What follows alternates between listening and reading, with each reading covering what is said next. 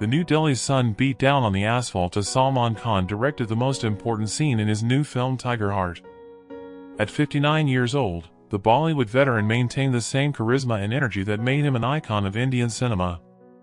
Wearing a crisp white shirt that contrasted with his tan skin, he excitedly gestured to the cast, explaining his vision for the action sequence they were about to shoot in the bustling Chandni Chowk area.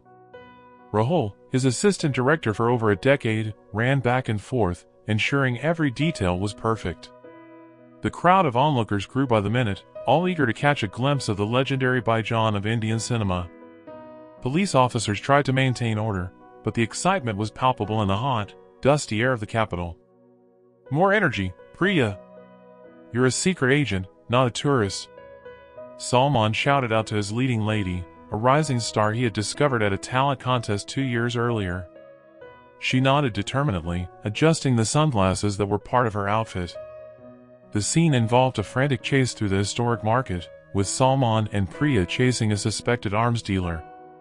Dozens of extras were strategically positioned, real salespeople mixed in with the hired actors, creating that authenticity that Salman's films were known for.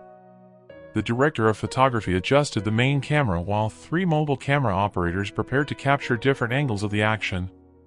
Vijay, the stunt coordinator, was reviewing the sequence for the last time with the experts who would perform the most dangerous moves, although Salman insisted on doing many of his own stunts, much to the producer's dismay. "Let's do this in one take," declared Salman with his characteristic confident smile. The team knew that look well. It was the same one that preceded some of the most memorable scenes of his 4-decade career. No one dared question him when he was in this creative state of mind. Deepak, the young sound technician, carefully adjusted the microphones. It was his first big project after years of working on smaller productions, and the opportunity to work with Salman Khan was a dream come true. His hands shook slightly as he checked the audio levels on the state-of-the-art equipment. "Silence on the set," shouted Rahul, and like magic, the commotion subsided. Even the spectators seemed to hold their breath. Salman stood, his eyes focused, that subtle transformation his fans loved, the moment the man became the legend. "Action!" The word had barely left his lips when the planned chaos began. Extras moving in perfect sync, vendors shouting their prices, Priya running with athletic precision between colorful stalls. The scene came to life exactly as Salman had imagined. It was then that a strange sound cut through the air. It wasn't in the script. An ordinary-looking man, who everyone assumed was just another onlooker, jumped out from behind a tent. His face was contorted into an expression of determined fury, and before anyone could react, he grabbed Deepak by the neck. "No one moves," shouted the man in heavily accented Hindi, revealing a device that looked like a bomb strapped to his own chest. "I am Fareed, from Free Kashmir. Today the world will hear our message." The panic was instantaneous. Onlookers screamed and ran in all directions. Police officers drew their weapons but hesitated. The man was using Deepak as a human shield, pressing something that looked like a detonator against the young sound technician's back. Salman remained still, his brain quickly processing the situation. This wasn't a movie scene, it was real. The terror in Deepak's eyes, the silent tears streaming down the young man's face, the dark determination in the kidnapper's gaze. 20 meters separated them, but for Salman, time seemed to freeze. "Everyone back off," ordered Salman in a voice that brooked no argument. His team complied immediately, years of respect and trust in action. The police officers looked confused between the actor and his superiors, unsure of who they should listen to. "Fareed," Salman called calmly, stepping forward with his hands raised in a universal gesture of peace. "Let's talk. Tell me what you want." His eyes never left the kidnappers, establishing a connection that transcended the chaos around him. The first act of a drama that no one had rehearsed was beginning. Fareed tightened his grip around Deepak's neck, making the young coach choke. His eyes, injected with fury and determination, fixed on Salman. "What do I want? I want the world to know what is happening in Kashmir. I want justice for my people," he shouted, his accent becoming more pronounced with emotion. Salman took another cautious step towards them, keeping his hands visible. Around him, police officers formed a perimeter, keeping their distance as he had asked. News cameras were already starting to appear at the edges of the crowd, The news that Salman Khan was involved in a hostage situation was spreading like wildfire. "I understand your frustration, Fareed," said Salman with a calmness that surprised even his closest colleagues. "But this young man has nothing to do with it. He's just a sound technician, doing his job. Why don't you take me hostage instead?" A murmur ran through the crowd. Rahul, his faithful assistant, stepped forward in protest, but Salman stopped him with a look. Had years of playing heroes in his films prepared Salman for this moment? Or was it something deeper, the man behind the star finally getting the chance to live out the values his characters have always stood for? "You?" Fareed laughed bitterly. "The great Salman Khan offering himself as a hostage? How noble! But you think I'm stupid? The moment I release this boy, I'll be shot at from all sides." The scorching Delhi sun seemed to intensify the tension. Beads of sweat ran down Deepak's face, whose eyes were silently begging for help. Salman noticed an important detail: the device on Fareed's chest had exposed wires and looked improvised. Was it really a bomb or just an act? "No one will shoot you, Fareed. You have my word," promised Salman, now just 10 meters away. "What is your message? Maybe I can help get it across. I have millions of followers, people who listen to me.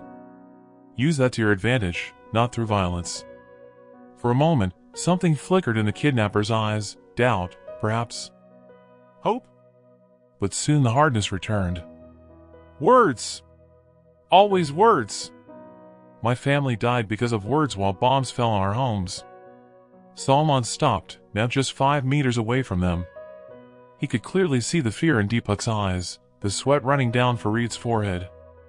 The device on his chest looked increasingly suspicious: amateurishly connected wires, a blinking digital clock that looked like something out of a low-budget movie. "Fareed, I know you lost people you loved. Pain changes people. Believe me, I know that pain." Salman spoke more softly now, almost in a confessional tone. "But think about what you are doing. This young man has a family too. Mother, father, maybe siblings who love him.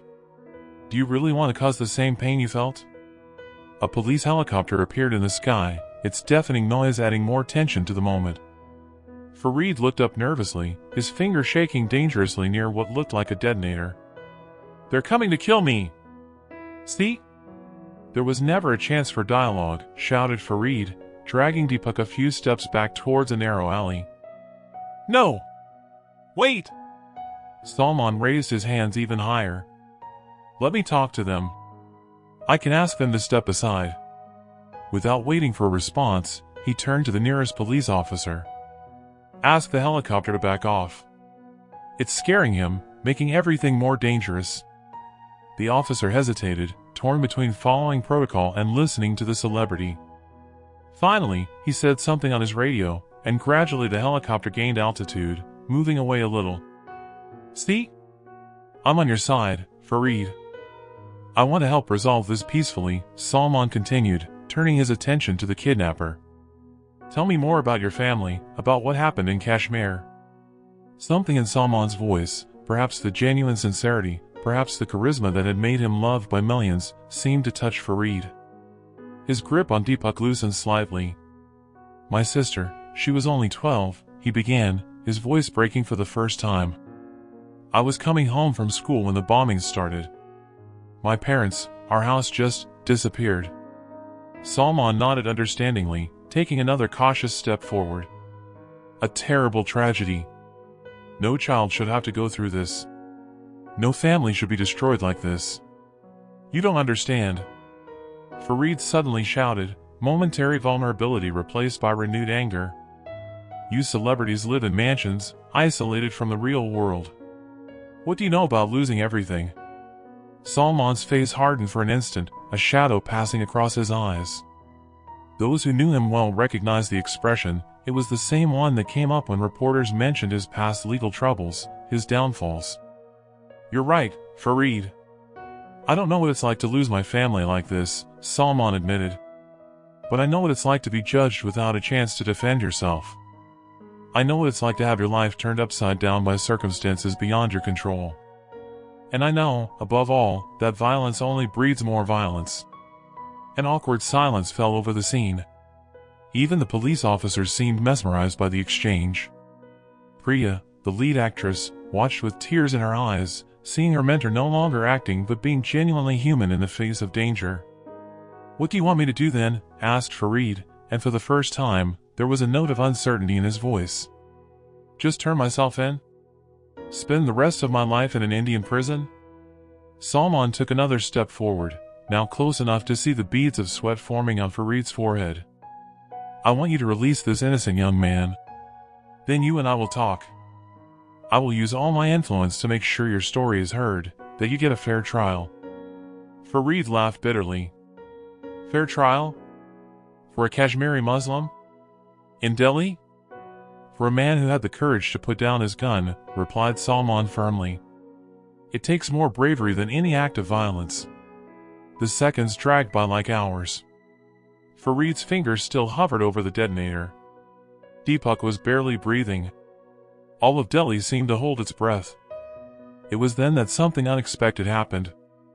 From somewhere in the crowd, a female voice called out, "Farid Ali? Is that you?" An elderly woman, leaning on a cane, walked slowly through the police cordon, ignoring the officers' protests. Farid's face turned pale as if he had seen a ghost. "Ami," he whispered, his voice suddenly that of a lost boy. "Farid, my son. What are you doing?" The elderly woman's voice trembled with emotion as she slowly walked forward, her cane tapping rhythmically against the pavement. The police officers, uncertain, looked at their superiors, who in turn were watching Salman, as if the actor had taken command of the situation. Farid's face was a mask of shock and confusion. "Ami, are you alive?" "But the house, the bombings." His voice trailed off, and for a moment, the kidnapper just seemed like a lost, confused young man. Salman, realizing the crucial opportunity that presented itself, took another cautious step towards them. "Farid, it seems like there's a lot you don't know. Why don't you let Deepak go and talk to your mother?" The lady, now just a few feet away, had tears streaming down her wrinkled face. She was wearing a simple salwar kameez and a traditional hijab. His eyes, although cloudy with age, reflected deep pain and unconditional love. "I thought I had lost you too, my son," she said in Urdu. "After the bombings, I was taken to a refugee camp. I spent years looking for you. When I saw your face on the news just now, Allah is merciful for allowing me to find you, even in these circumstances." Farid's arm around Deepak's neck visibly loosened. Confusion, hope and disbelief fought on his face. "But, they told me that everyone had died. The men at the camp showed photos, documents." "Lies, my son. Lies to feed your hatred and turn it into a weapon," replied the elderly woman, now just 2 meters away. "Not only did I survive, your sister Amina is also alive. She is studying medicine in Hyderabad." Something broke inside Farid. A sob escaped his lips, and the detonator in his hand shook dangerously. Salman, watching closely, realized that it was time to act. "Farid," he called softly, "release Deepak. He also has a mother waiting for him at home. Don't turn this meeting into another tragedy." For a long moment, no one breathed. Then, slowly, Farid released his arm from Deepak's neck. The young technician staggered forward, where Salman caught him by the shoulders, steadying him before gently pushing him towards the camera crew. But Farid still held the detonator, and the device on his chest continued to flash ominously. "How can I trust? How can I be sure that I won't be killed the moment I surrender?" Salman took a decisive step forward, placing himself between Farid and the advancing police officers. "No one is going to shoot. You have my word. And my word is worth something in this country." Farid's mother reached out a trembling hand towards her son. "Come with me, Farid. We've wasted too many years already." With a stifled sob, Farid finally dropped the detonator, which fell to the floor with a thud. Immediately, a team of bomb experts rushed forward, but to everyone's surprise, one of them soon announced, "It's fake. Just lights and wires connected to nothing. There are no real explosives." A collective sigh of relief went through the crowd. Farid fell to his knees, crying openly now as his mother walked over to hug him. Police officers moved to arrest him, but Salman raised a hand, asking for a moment. "He surrendered peacefully," said Salman authoritatively. "And there's a story that needs to be heard." Turning to the senior officers who had arrived at the scene, he added, "I ask you to consider the circumstances. This man was manipulated, fed lies about the death of his family." The senior officer, a middle-aged man with a graying mustache, studied Salman for a moment before nodding slightly. "He will face justice, Mr. Khan, but I promise your cooperation and surrender will be taken into consideration." As Fareed was handcuffed and led away, his mother following closely behind, Salman felt a hand on his shoulder. It was Rahul, his assistant director, with teary eyes. "By John, you risked your life." Salman smiled tiredly. "I did what anyone would do." "No," interrupted Priya, joining them. "You did what Salman Khan would do. The man, not just the character." The crowd began to applaud spontaneously, the sound growing until it became deafening. News cameras captured it all, broadcasting live across India and beyond.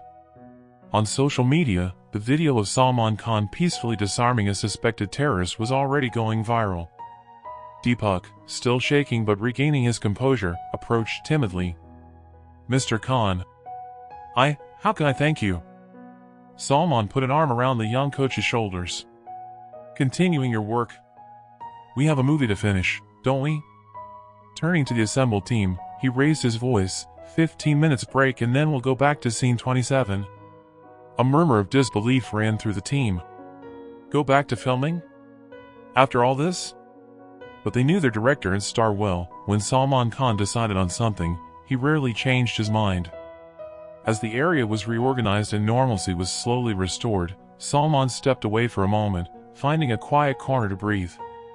He took his cell phone out of his pocket, noticing dozens of missed calls, from worried family members, industry friends, even longtime rivals.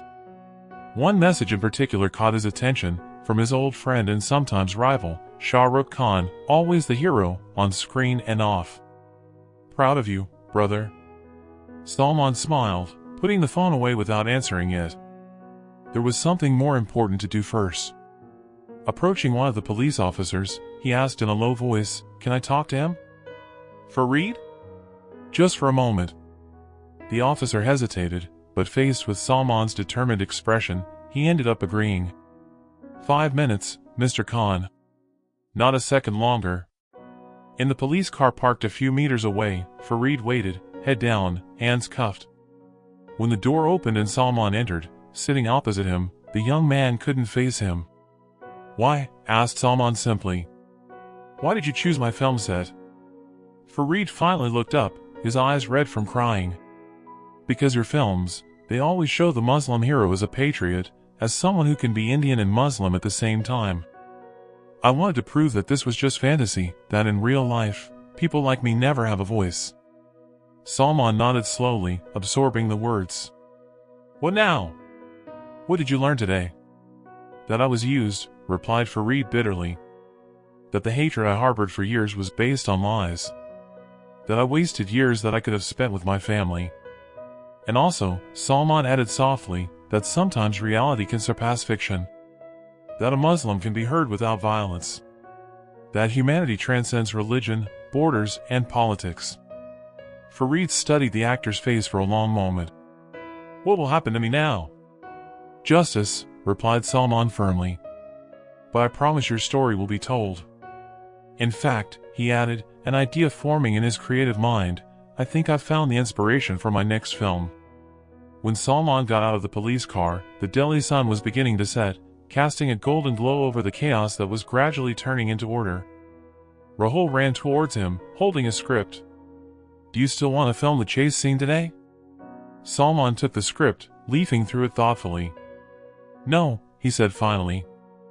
"I think we need to rewrite some things.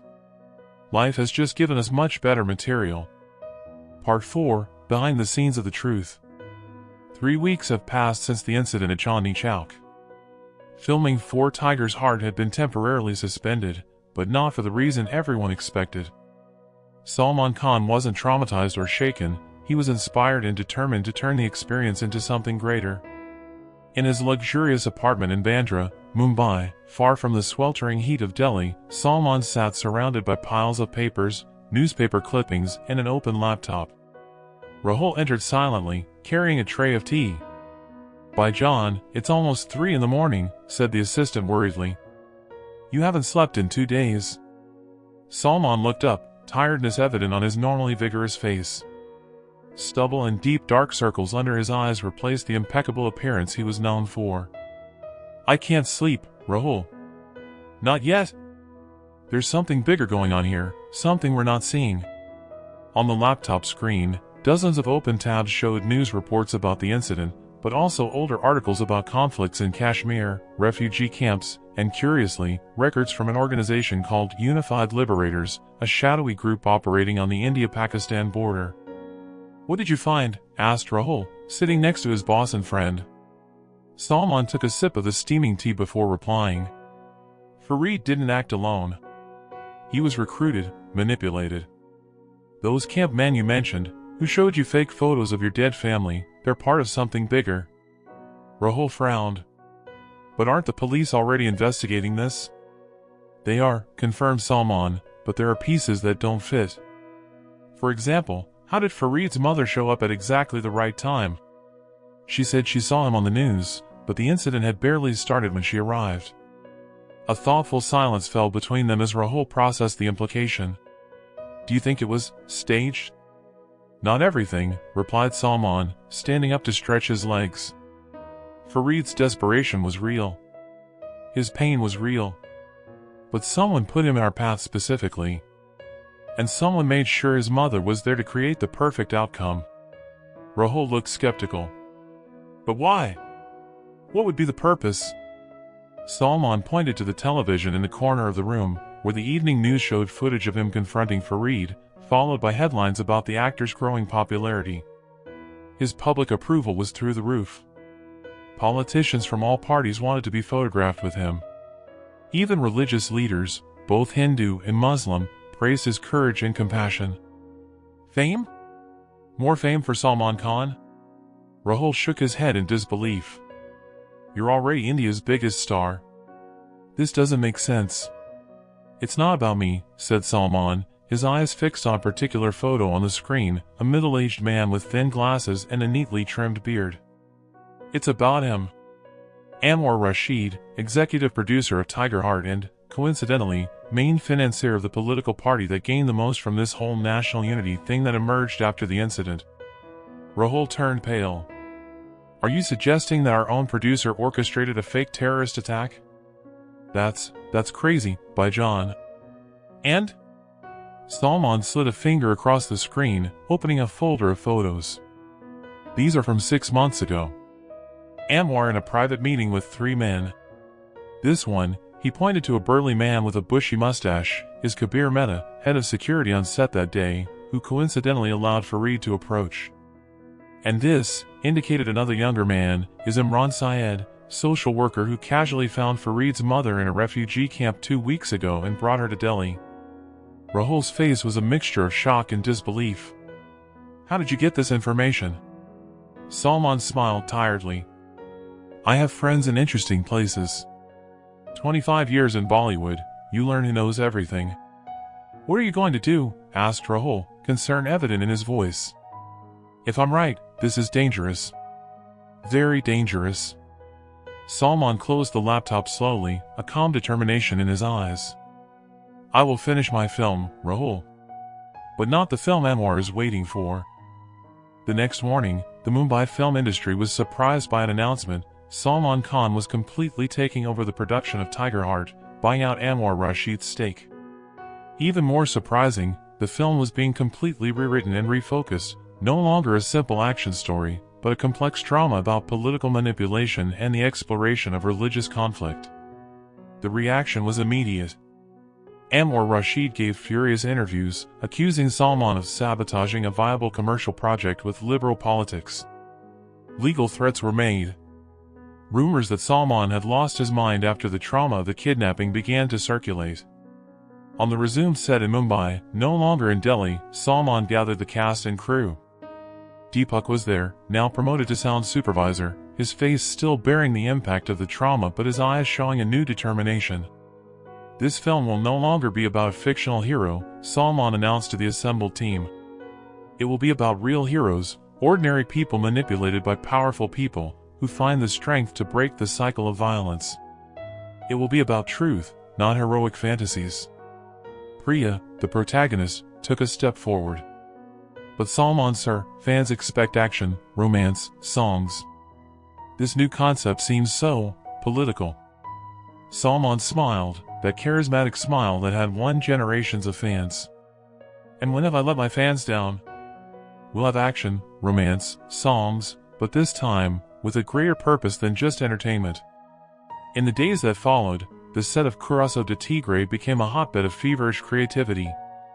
Salman worked tirelessly, directing scenes during the day and rewriting the script at night.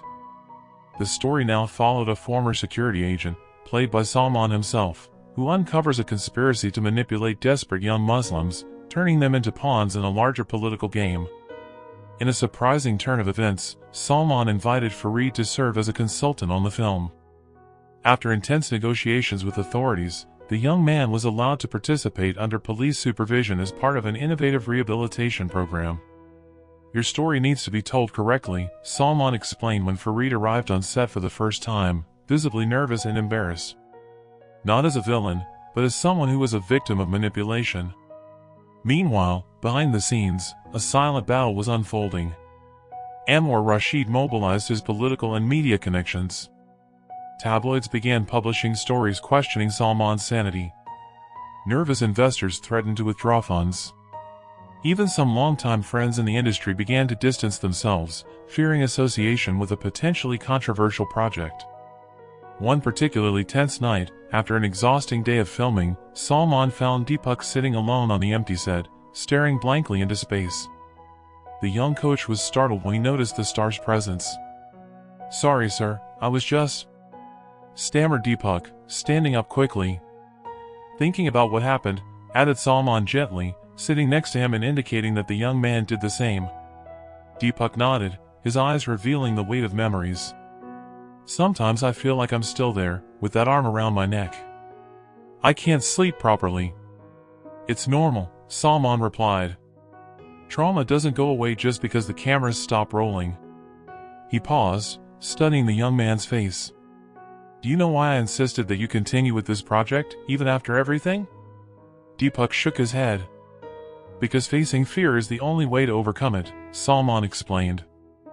"This film isn't just about telling a story, it's about healing. For you, for Farid, for all of us." The next day, a new complication arose.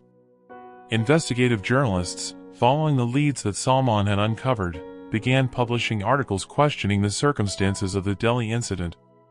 The conspiracy theory that Salman had shared only with his closest confidants was now becoming public knowledge. Anwar Rashid called an emergency press conference, vehemently denying any involvement. "These accusations are absurd and defamatory," he declared, surrounded by grave-faced lawyers. Salman Khan is clearly suffering from post-traumatic stress disorder and projecting paranoid fantasies. Salman's response was surprisingly restrained. Instead of responding publicly, he simply posted a single sentence on his social media: "The truth does not fear investigation. Keep digging, journalists." As the controversy simmered, something unexpected happened on set. Farid's mother, who had temporarily moved to Mumbai to be near her son during his legal case, visited the shoot. Upon seeing Salman directing a particularly emotional scene with Farid, who now had a small role in the film as himself, the elderly woman shyly approached the actor. "Mr. Khan," she said in Urdu, her voice trembling with emotion, "I need to confess something that has been weighing on my conscience." Salman signaled for production to stop and took the lady to his private trailer where they could talk without being overheard. What she revealed over the next 2 hours confirmed his darkest suspicions, and added layers of complexity that not even he had imagined. "I was contacted 3 days before the incident," she confessed, tears streaming down her wrinkled face. "A man said my son was in Delhi, planning something terrible. He said if I cooperated, I could save him from himself. They gave me a script, told me exactly when to show up and what to say." "But is Farid really your son?" asked Salman, trying to maintain his composure in the face of this shocking revelation. "Yes, he is my son," she confirmed. "And everything I said about our separation during the conflict is true. But our reunion was orchestrated, manipulated to create the perfect moment on camera." When the lady left, Salman sat for long minutes, absorbing the impact of this confession. The conspiracy was even more elaborate than he had imagined.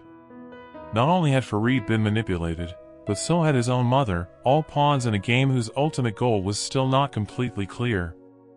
That night, Salman did something he rarely did, called his former rival and now occasional friend, Shah Rukh Khan. "I need advice, not from a movie star, but from someone who understands how this game works," he explained. "You are poking a hornet's nest, Salman," replied Shah Rukh after hearing the entire story. "Mixing entertainment with politics has always been dangerous in India, you know that better than anyone. So should I back off? Make the commercial movie they want and pretend this never happened?" There was a long silence on the line before Shah Rukh replied, "No. You must do exactly what you are doing. But not alone." A significant pause. "Count me in. And not just me."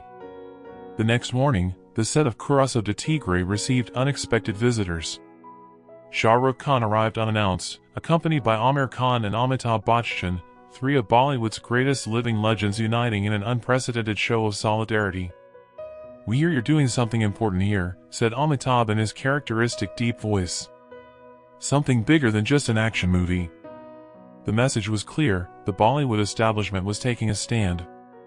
If Anwar Rashid and his allies wanted war, they would have to face not just Salman Khan, but a united front of the industry's biggest stars. News of the visit spread like wildfire, instantly transforming the media narrative. From a controversial project led by a possibly unstable star, Tiger Heart became the most anticipated film of the year, a potential milestone in Indian cinema that promised to challenge convention and address uncomfortable truths. In his luxurious office, Anwar Rashid watched the news with a grim expression. His phone was ringing off the hook, nervous investors, worried politicians, business partners questioning his strategy. The plan that seemed so brilliant months ago was now crumbling before his eyes. "What do we do now?" asked his assistant, eyeing the veteran producer with concern. Anwar turned off the television with a sharp movement of the remote control. "We have prepared a counterattack," he replied with cold determination. "Salman Khan may have Bollywood on his side, but we have something more powerful." "What?" asked the assistant hesitantly. A calculating smile formed on Anwar's face. "Fear. And believe me, everyone has something to fear." The premiere of Curaçao de Tigre was scheduled to take place in exactly 1 week. After 6 months of intense filming, media controversies and behind-the-scenes battles, the film that began as a simple action blockbuster had transformed into the most anticipated cultural event of the decade. In Salman's luxurious apartment in Bandra, a tense meeting was taking place. Rahul, Deepak, Priya and other key members of the production were gathered around a table covered in documents. In the center, a sealed brown envelope, delivered by an anonymous courier hours before. "We should call the police," Priya insisted, looking nervously at the envelope. Salman shook his head. "Not yet. We need to know what we're up against first." Carefully, he opened the envelope and spread its contents on the table. Photographs. Dozens of them. Some showing Salman in private moments that should be impossible to capture. Others reveal intimate details of the lives of team members. And a simple note: cancel the premiere or these images will only be the beginning. Rahul turned pale. "They've been spying on us. For months, probably." "It's more than espionage," replied Salman, examining the photos with a grave expression. "It's calculated intimidation."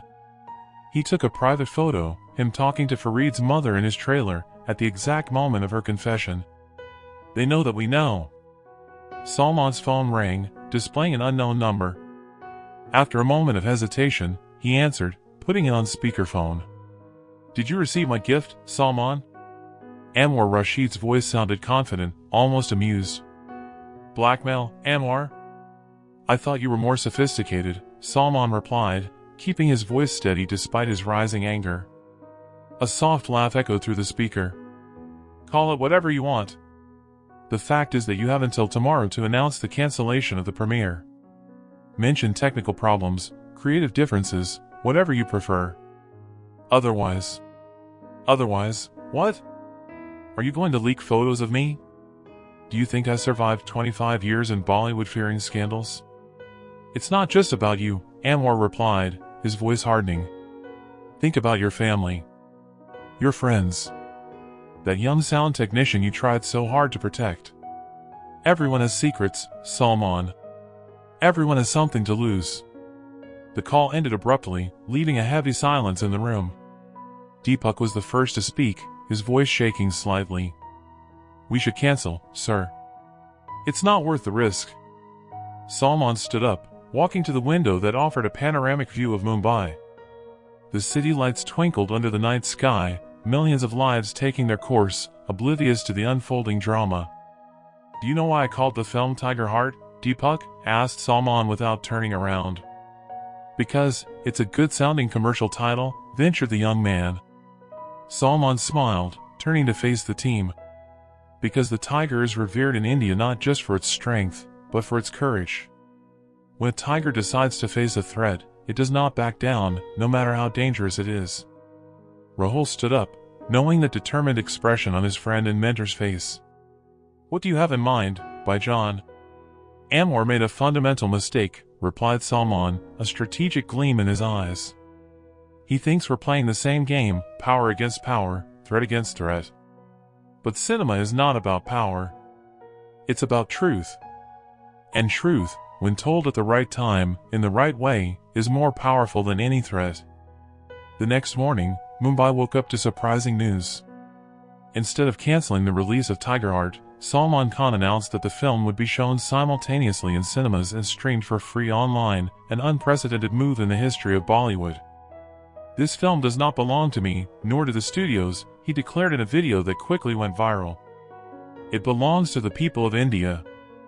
And no one can stop the truth from being seen. The reaction was immediate and overwhelming. Supportive hashtags dominated social media.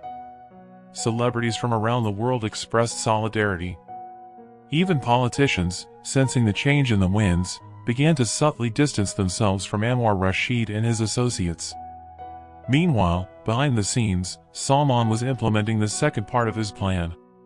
With the help of Shah Rukh Khan and his international media contacts, a documentary was quickly being produced, detailing the entire conspiracy, from Fareed's manipulation to blackmail attempts. When they threatened to leak our stories, Salman explained to his team, we will leak theirs first. Complete, detailed and irrefutable. The day before the premiere arrived with palpable tension in the air. Reinforced security surrounded everyone involved in the project. Salman had sent his family abroad temporarily, a precaution he hated to take but considered necessary. In his office, Anwar Rashid faced a growing crisis. Political allies did not answer his calls. Investors demanded explanations. The narrative was completely slipping out of his control. In an act of desperation, he ordered the release of some of the most compromising photos, hoping to force Salman to back down. The plan backfired spectacularly. Instead of a scandal, the images generated a wave of sympathy. Public opinion, already tilted in Salman's favor after the Delhi incident, solidified into unwavering support. Opening night has finally arrived. The elegantly decorated Raj Mandir Theatre in Mumbai was packed with celebrities, critics and lucky fans who had snagged tickets to the hottest event of the year. Massive security surrounded the place, with plainclothes police mixed in with the crowd. Salman arrived last, wearing a traditional black sherwani with gold details. At his side, not a glamorous star or international model as in previous premieres, but Deepak, Fareed and Fareed's mother, the true protagonists of the story the world was about to know. When the lights dimmed and the film began, a reverent silence filled the theater. Tiger's Heart was not what anyone expected, not even those who had followed its tumultuous production. It was simultaneously a tense political thriller, a poignant human drama, and a powerful statement about media manipulation and religious prejudice. The climactic scene, a recreation of the Delhi incident but showing the manipulators behind the scenes, brought tears to even the most hardened critics. When the final credits began to roll, the audience rose to their feet in a spontaneous ovation that lasted nearly 10 minutes. On social media, the reaction was equally enthusiastic. Millions watched the free streaming, sharing scenes and comments. Critics published reviews in real time, many already declaring the film a milestone in the history of Indian cinema. After the screening, Salman took the stage for final thanks. The audience fell silent, eager for his words. "Tiger Heart started out as a movie about a fictional hero," he said, his voice thick with emotion. "It became a story about real heroes, ordinary people who find the courage to stand up to manipulation and lies. People like Deepak, who survived terror. Like Fareed, who found the strength to admit he was deceived. Like every Indian who refuses to be divided by those who profit from our fear and distrust." He paused, his eyes scanning the attentive audience. This film is not just entertainment. It is a reminder that the greatest strength we have against hate is not muscles or guns, but truth and compassion. As the crowd applauded again, Salman noticed movement at the theater entrance. Police officers in formal attire entered discreetly, addressing a man in the third row, Anwar Rashid, who had appeared unexpectedly at the premiere, perhaps in a last-ditch attempt to save appearances. The producer was escorted out without fanfare, away from the eyes of the cameras. Salman would later discover that the parallel documentary they had produced had reached the authorities, triggering a formal investigation into political manipulation, illegal financing, and incitement to terrorism. In the following weeks, Tiger Heart broke all box office records, not just in India but internationally. Critics compared it to classics like Schindler's List and Gandhi for its cultural impact and artistic courage. More importantly, the film catalyzed a national conversation about religious prejudice and media manipulation. Schools organized special screenings followed by debates. Politicians were questioned about their positions regarding religious tensions. Even in remote areas of Kashmir, where conflict continued, community groups used the film as a starting point for difficult but necessary conversations. 6 months after the premiere, Salman Khan received an unexpected invitation to visit a small village on the border of Kashmir, where Hindus and Muslims had lived in tension for decades. Against security advice, he decided to accept. Arriving at the village with a skeleton crew, he found something extraordinary, a makeshift cinema set up in the central square, where Tiger's Heart was shown regularly to both communities.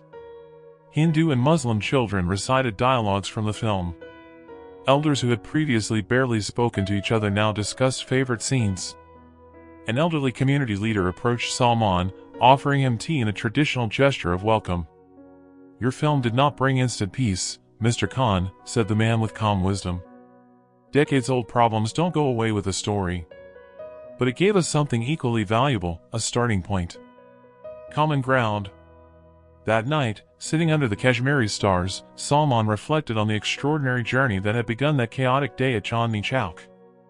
A fake terrorist attack, orchestrated to manipulate emotions and divide people, had inadvertently created something completely opposite, a moment of unity, understanding, and hope. His phone buzzed with a message from Deepak, now a respected sound director working on his own project. "By John, do you believe everything happened for a reason?" Salman smiled, typing his response as he watched Hindu and Muslim children playing together in the village square. "I don't believe in destiny, Deepak. I believe in choices. And sometimes, we choose to be bigger than our fears." Putting away his phone, Salman Khan, actor, director, and now, unexpectedly, a symbol of unity, took a deep breath of the cool night air. The true Tiger's Heart, after all, was not in the muscles or physical bravery he displayed in his action films. It was in the courage to face difficult truths, the strength to unite rather than divide, and the determination to transform even the worst situations into opportunities for growth and understanding. As the stars shone over Kashmir, a region long riven by conflict, Salman Khan found a peace that no blockbuster could provide, the satisfaction of knowing that, for once, reality had surpassed fiction, and the man had lived up to the legend.